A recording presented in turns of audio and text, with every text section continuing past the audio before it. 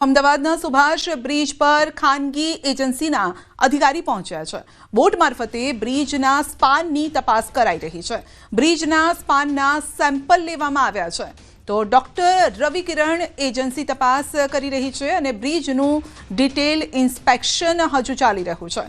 બ્રિજના report બાદ IIT Mumbai અને SVNIT અભિપ્રાય આપશે। બંને સંસ્થાના અધિકારીઓએ પણ બ્રિજનું નિરીક્ષણ કર્યું છે। બ્રિજ રિપેરિંગ માટે 2 થી 3 મહિનાનો સમય લાગી શકે છે કારણ કે હજુ તપાસ કરવામાં આવી રહી છે ક્યાં કઈ રીતે મરમ્મતની જરૂર છે અને ત્યારબાદ એક રિપોર્ટ સોંપવામાં આવશે। રિપોર્ટ સોંપ્યા બાદ તેના પર નિર્ણય લેવામાં આવશે કે બ્રિજની મરમ્મત કરવી, બ્રિજને તોડી દેવો, કેટલોક ભાગ તોડવો। આ તમામ વિગતો પર ચર્ચા વિચારણા કર્યા બાદ સરકાર સાથે આ અંગે ચર્ચા વિચારણા કર્યા બાદ જ અંતિમ નિર્ણય લેવામાં આવશે। એનો મતલબ એ છે કે હજુ 2.5 થી 3 મહિના જેટલો સમય લાગી શકે છે।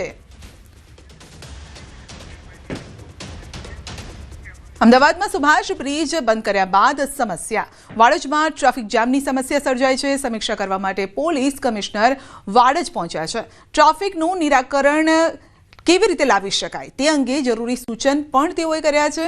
સુભાષ બ્રિજ બંધ કરતા વાડજ સર્કલ ટ્રાફિક જામના દ્રશ્યો જોવા મળ્યા। અહીંયા જો ને સુભાષ બ્રિજના બંધ થયા પછી થોડી ટ્રાફિકના ઇસ્યુઝ જે વધ્યા છે એમાં આજે વાડજ જે એરિયા છે, વાડજ સર્કલ છે, એમાં અહીંયા સૌથી વધારે પ્રોબ્લમો આવી રહી છે।